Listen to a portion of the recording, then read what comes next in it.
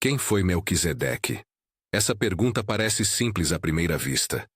Um nome que surge de repente em Gênesis, aparece de novo nos Salmos e volta a ecoar de maneira decisiva em Hebreus. Mas por trás desse nome curto, se abre um corredor de perguntas teológicas, históricas e espirituais que atravessa a Bíblia inteira. Se você já se perguntou por que um personagem tão breve pode influenciar a compreensão do sacerdócio de Cristo, este estudo é para você. Vamos caminhar do relato de Gênesis ao argumento do autor aos Hebreus, passando pela poesia messiânica de Davi, pelas especulações antigas e pelas implicações práticas para a fé hoje, sempre distinguindo o que a Escritura afirma do que é conjectura. Comecemos pelo texto onde Melquisedeque aparece. Gênesis 14. Abraão retorna de uma batalha para resgatar seu sobrinho Ló. No caminho de volta ele encontra Melquisedeque, descrito ali como rei de Salém e sacerdote do Deus Altíssimo. Melquisedeque aproxima-se com pão e vinho, abençoa Abraão e recebe dele o dízimo. Em poucas linhas, o narrador bíblico apresenta uma cena carregada de símbolos. Um rei que também é sacerdote. A oferta de pão e vinho. A bênção sobre o vencedor. O gesto de reconhecimento de Abraão ao oferecer-lhe o dízimo. A narrativa é breve, quase enigmática. E é justamente essa brevidade que despertará, séculos depois, a atenção de quem busca entender a posição de Jesus como sumo sacerdote. Observe dois detalhes linguísticos que o próprio texto ressalta. Primeiro, o nome, Melquisedeque, que em hebraico é composto por elementos que sugerem rei de justiça ou meu rei é justiça, uma fórmula que já produz ressonâncias messiânicas. Segundo, a designação de sua cidade, Salém, uma forma antiga associada à raiz Shalom, paz, e que para muitos aponta para Jerusalém em seus estágios mais antigos. Assim, desde a primeira leitura surge um contraste e uma síntese. Um rei que traz bênção e pão, cuja cidade tem nome ligado à paz, um sacerdote que, pelo menos naquela cena, exerce uma função que não é corporativa nem hereditária como o sacerdócio levítico que só mais tarde será institucionalizado. A figura ganha nova dimensão quando atravessamos os Salmos. No Salmo 110, Davi escreve, num texto que a tradição judaica e cristã reconhece como messiânico, que o Senhor disse ao seu Senhor: Tu és sacerdote para sempre, segundo a ordem de Melquisedeque. Essa afirmação transforma o nome em referência teológica. Melquisedeque deixa de ser apenas um personagem histórico e passa a figurar como um padrão, um tipo do sacerdócio que o Messias possuiria. A pergunta que se coloca é crucial. O que o salmista quer dizer ao ligar o futuro sacerdócio do ungido a essa figura de Gênesis? É aqui que o autor da Epístola aos Hebreus entra decisivamente na conversa. Nos capítulos 5 a 7, Hebreus usa Melquisedeque para estruturar seu argumento central sobre a superioridade do sacerdócio de Cristo em relação ao sacerdócio levítico.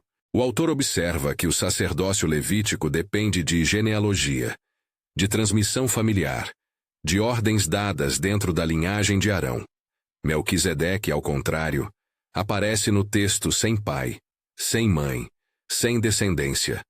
Não porque o personagem estivesse sem pais, mas porque a narrativa não oferece uma genealogia. O autor de Hebreus transforma essa ausência em um ponto teológico.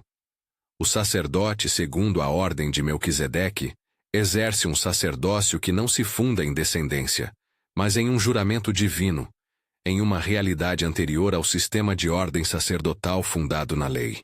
É por isso que o Salmo, lido pelo autor de Hebreus, assegura ao Messias um sacerdócio eterno, não enclausurado às regras levíticas. Antes de avançarmos, convém esclarecer uma delicada questão hermenêutica.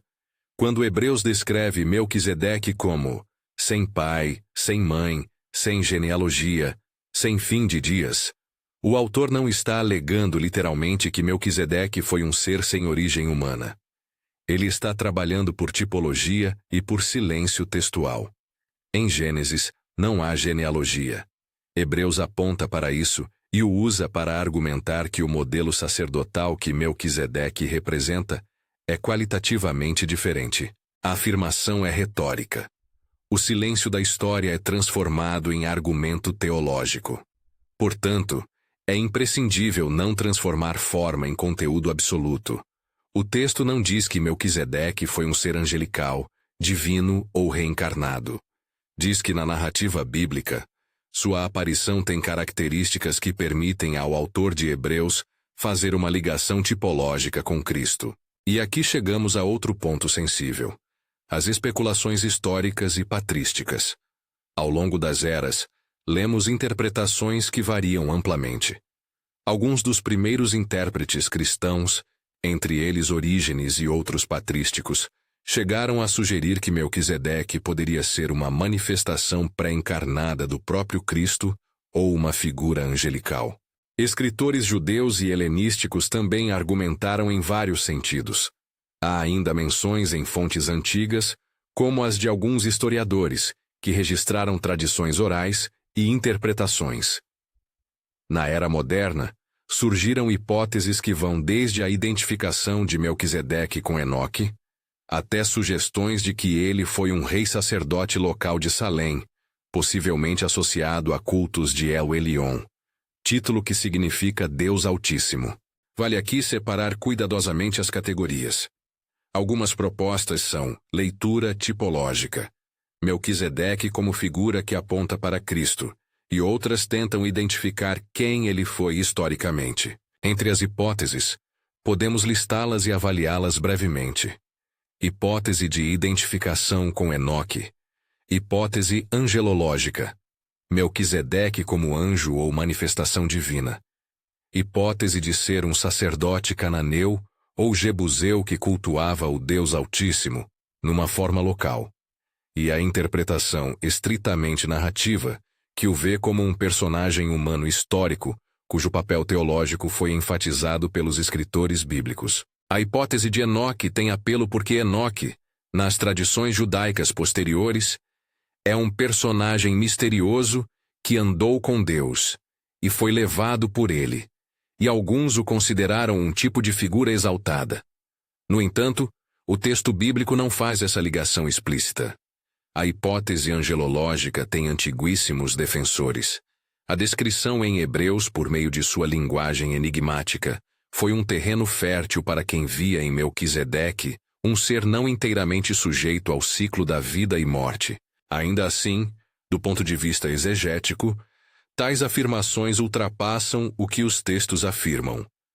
O caminho mais sólido é reconhecer que Hebreus não pretende descrever a biografia de Melquisedeque, mas utiliza a breve apresentação feita em Gênesis para tecer uma argumentação sobre a natureza do sacerdócio messiânico. Outra via interpretativa, talvez a mais historicamente plausível para muitos estudiosos, é que Melquisedeque foi um rei sacerdote local de uma cidade antiga chamada Salém, muito possivelmente a primitiva Jerusalém, que servia a um culto de El Elyon, expressão que no contexto antigo pode denotar o Deus Supremo, entendido por Abraão como o Senhor que lhe concedera a vitória. Essa leitura recebe apoio do próprio texto de Gênesis, que descreve Melquisedeque com títulos que apontam para a autoridade régia e sacerdotal. No Antigo Oriente Próximo, a confluência entre reis e funções religiosas não era incomum. Reis que realizavam atos cerimoniais ou que reivindicavam legitimidade religiosa aparecem em várias culturas. Ver Melquisedeque como um rei sacerdote humano, portanto, é coerente com o contexto histórico e evita anacronismos místicos. A diferença essencial que Hebreus sublinha é entre um sacerdócio estabelecido por linhagem e leis e um sacerdócio estabelecido por juramento, eterno e superior. O autor de Hebreus recorre a uma argumentação legal teológica. O sacerdócio levítico é temporário e transmitido por descendência. O sacerdócio, segundo a ordem de Melquisedeque, antecede essas regras e não se funda em genealogia. Mas o salmo citado traz a figura de um sacerdócio confirmado por juramento divino, Um juramento que, segundo o autor de Hebreus, confere permanência e autoridade superiores. Essa é a chave para entender por que Melquisedeque ocupa um lugar de destaque na teologia cristã. Ele oferece um padrão pelo qual se pode compreender o caráter singular do sacerdócio do Messias. Vamos voltar por um momento ao símbolo mais evocador daquela breve cena em Gênesis: o pão e o vinho. Hoje é difícil ler esse gesto sem que nossa mente não faça ligação com a ceia do Senhor, com a Eucaristia. Muitos intérpretes patrísticos e cristãos viram em Melquisedeque uma antecipação simbólica do que Cristo realizaria na última ceia. Há uma lógica tipológica aí. O sacerdote que traz pão e vinho, que abençoa e se coloca como mediador, parece apontar para o ministério de Jesus, que instituirá o pão e o vinho como memorial de sua obra redentora. Ainda assim, é importante marcar limites hermenêuticos. Gênesis não descreve a ação sacramental nos moldes do Novo Testamento. O uso de pão e vinho no Antigo Oriente Próximo era comum em ocasiões de hospitalidade e culto. Portanto, enquanto podemos reconhecer uma prefiguração teológica legítima, e Hebreus nos incentiva a ler figuras antigas como sombras que apontam para Cristo, não devemos transformar uma imagem tipológica em prova histórica de uma celebração idêntica. Outra questão que merece atenção é a cronologia religiosa e as possíveis ligações com cultos cananeus. Alguns estudiosos levantaram a hipótese de que Melquisedeque poderia estar conectado a práticas religiosas locais que veneravam uma divindade suprema sob o nome El Elyon. Isso poderia sugerir que Abraão reconheceu o Deus Altíssimo, mesmo fora do contexto exclusivo do culto a Yahweh, tal como depois se desenvolveria em Israel. Mas essa hipótese precisa de cautela. O texto bíblico apresenta Abraão reconhecendo o Deus Altíssimo como seu Deus. Não há indicação de que o culto de Melquisedeque tivesse qualquer vínculo pagão contraditório com a fé de Abraão. Assim, ainda que seja historicamente plausível que na antiga Palestina houvesse cultos locais, a narrativa bíblica quer transmitir que Abraão encontrou, em Melquisedeque, um reconhecimento de uma realidade divina que era compatível, aos olhos do texto, com o Deus que o havia abençoado. Quando examinamos as opiniões patrísticas e históricas, percebemos uma diversidade de leituras. Orígenes, por exemplo, é conhecido por abordar textos difíceis com imaginação teológica e já cogitou ideias como uma manifestação pré-encarnada do Logos. Outros pais da Igreja preferiram manter Melquisedeque como tipo, sem converter a figura em Cristo literal. Flávio Joséfo, historiador judaico do primeiro século, é frequentemente citado em discussões sobre personagens do Antigo Testamento. Ele e outros autores antigos preservaram tradições que às vezes se misturam com lendas e interpretações comunitárias. A prudência, contudo, recomenda que tomemos essas fontes como testemunhos de como o passado foi interpretado, não como substitutas do que o texto bíblico afirma. Em termos de confiabilidade histórica, os escritos patrísticos e as memórias históricas devem ser avaliados criticamente. São úteis para mapear leituras antigas, mas não podem ser equiparados a dados arqueológicos incontestáveis. Falar de arqueologia nos leva a uma excursão interessante. Se Salém é, de fato, uma forma antiga de Jerusalém, então temos um ponto de contato entre a figura de Melquisedeque e o lugar que mais tarde se tornaria central para a história de Israel. Arqueólogos encontram sinais de ocupação antiga na área que viria a ser Jerusalém, mas ligar diretamente um rei concreto a uma capa de barro ou a uma parede é muitas vezes indefinido. A prudência científica exige que reconheçamos a limitação das evidências materiais. Podemos, com alguma segurança, dizer que o nome Salém remete a uma raiz semítica relacionada à paz e que Jerusalém é plausível como contexto geográfico, mas a identificação precisa de Melquisedeque dentro de uma cronologia política ou de um registro epigráfico permanece elusiva. É por isso que a figura mantém sua aura de mistério. Os textos nos apresentam função e significado mais claramente do que a história material consegue confirmar. Retornando ao plano teológico, qual é então a síntese que se impõe? Melquisedeque funciona, para a tradição cristã, sobretudo como tipo. Tipo não é identidade.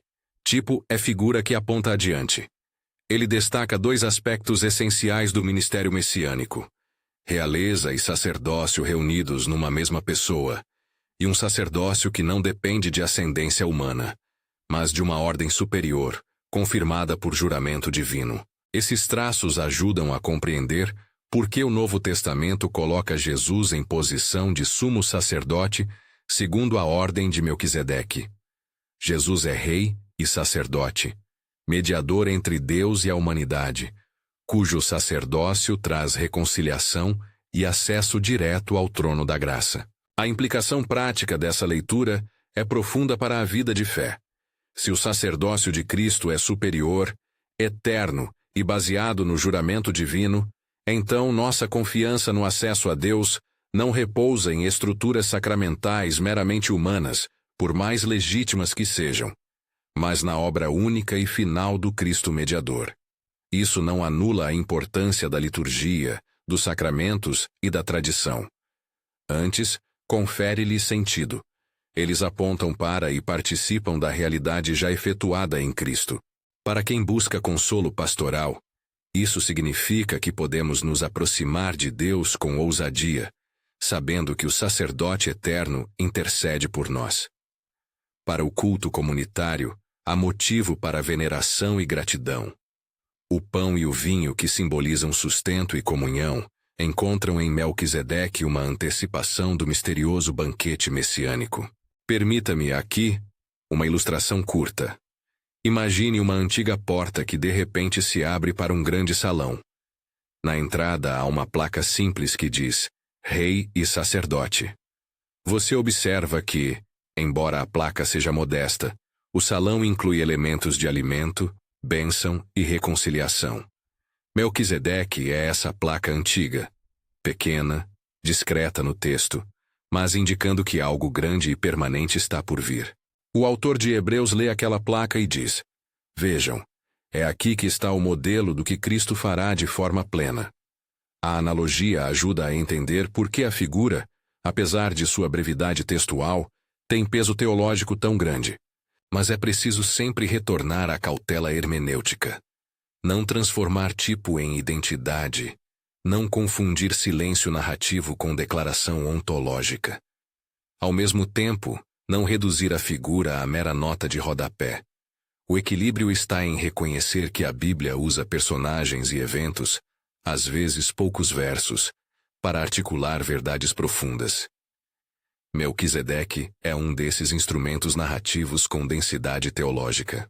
Ele nos permite contemplar a união de funções em Cristo, a natureza não genealógica do seu sacerdócio e a dimensão sacrificial que o reino dá ao alimento e à bênção. Voltando à análise detalhada de Hebreus, observe como o autor constrói seu argumento de maneira cuidadosa. Ele não simplesmente afirma a superioridade, ele demonstra.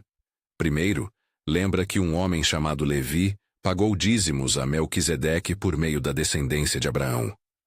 Um movimento retórico que coloca os levitas em posição subordinada ao fluxograma espiritual estabelecido por Abraão.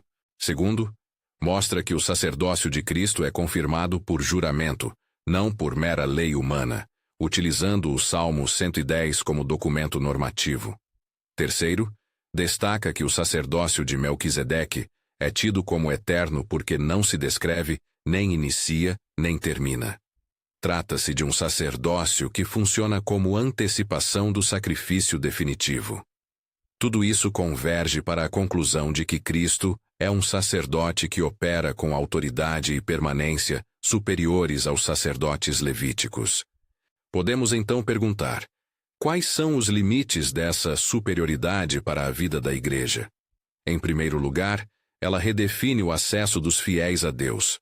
Já não é preciso um intermediário humano exclusivo para dirigir fé e arrependimento. Cristo, como sumo sacerdote, abre o caminho. Em segundo lugar, ela transforma a prática litúrgica. A memória do sacrifício e a participação na ceia são celebrações que remetem ao sacrifício único de Cristo. Em terceiro lugar, ela condiciona nossa teologia ministerial. Líderes e ministros não são sacerdotes no sentido ontológico do sumo sacerdote messiânico. Sua função é servidora, pastoral, ministerial. Mediadores de um ministério que tem origem e consumação no Cristo eternamente sacerdote. No campo das especulações históricas, como dissemos, há propostas que associam Melquisedeque a diferentes tradições.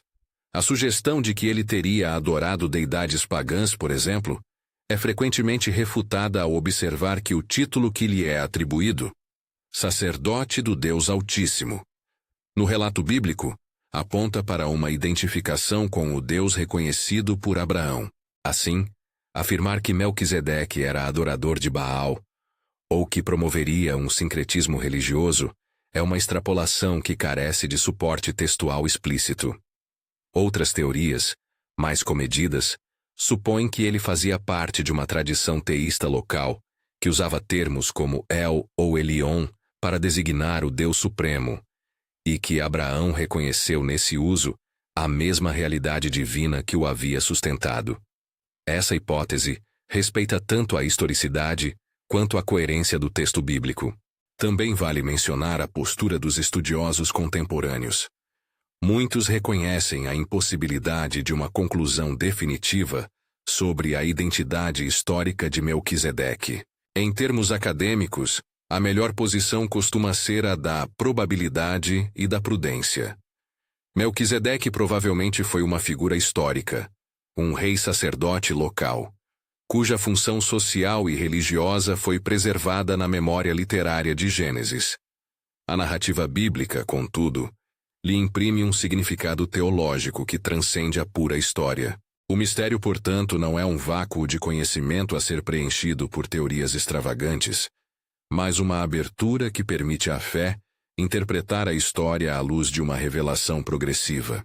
Chegando ao fechamento, é importante sintetizar sem empobrecer a riqueza da reflexão. Quem foi Melquisedeque? Ele é, nos textos sagrados, um rei de justiça e paz, rei de Salém, e um sacerdote do Deus Altíssimo que, com pão e vinho, abençoa Abraão e recebe dízimos. Sua aparição é curta, mas paradigmática. A cena torna-se, por meio do Salmo 110 e do argumento de Hebreus, a matriz de uma compreensão cristológica do sacerdócio.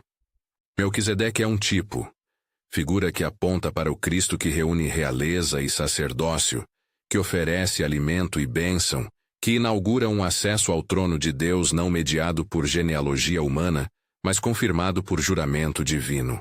O mistério que envolve Melquisedeque, portanto, não é um enigma que exige respostas sensacionalistas. É um mistério teológico preservado e caro à Escritura. A brevidade da narrativa foi propositalmente aproveitada por escritores inspirados para revelar algo essencial sobre o Messias. Nossa postura diante desse mistério deve ser dupla, curiosa e humilde. Curiosa para investigar com seriedade histórica, literária e teológica. Humilde, para não transformar hipótese em doutrina ou para preencher lacunas com especulações gratuitas. Por fim, que aplicações práticas esse estudo nos oferece? Primeiro, ele nos convida a reconhecer a singularidade de Cristo como nosso sumo sacerdote. É nele que encontramos acesso, intercessão e reconciliação. Segundo, convida a valorizar as práticas litúrgicas e sacramentais como sinais que apontam para realidades maiores, e não como fins em si mesmos. Terceiro, inspira confiança pastoral. Se o sacerdócio do Messias não repousa em linagens humanas, então nossa esperança não está nas estruturas, mas na fidelidade do próprio Deus. E, em nível pessoal, somos convidados a viver com gratidão. A bênção que Melquisedeque pronunciou sobre Abraão ecoa no modo como Deus nos sustenta hoje, com pão, com palavra, com comunhão. Se este tema tocou, você se inscreva-se no canal e ative as notificações. Juntos podemos estudar mais textos que, como Melquisedeque, parecem pequenos no papel, e são imensos em significado. Melquisedeque permanece, ao fim, um dos mistérios mais intrigantes da Bíblia. Não porque seja um enigma a ser solucionado por teorias extravagantes, mas porque sua presença breve abre uma janela para a grande obra do Messias. Ele nos lembra que, muitas vezes, a Escritura utiliza figuras discretas para revelar verdades fundamentais. Um rei que é sacerdote, um pão e um vinho que anunciam comunhão. Um juramento divino que confirma uma redenção eterna. Que essa descoberta nos leve a uma fé mais firme e a um estudo mais apaixonado, sempre com reverência e com o respeito devido às Escrituras. Que Deus vos abençoe, fique na paz de Cristo Jesus e até o próximo vídeo.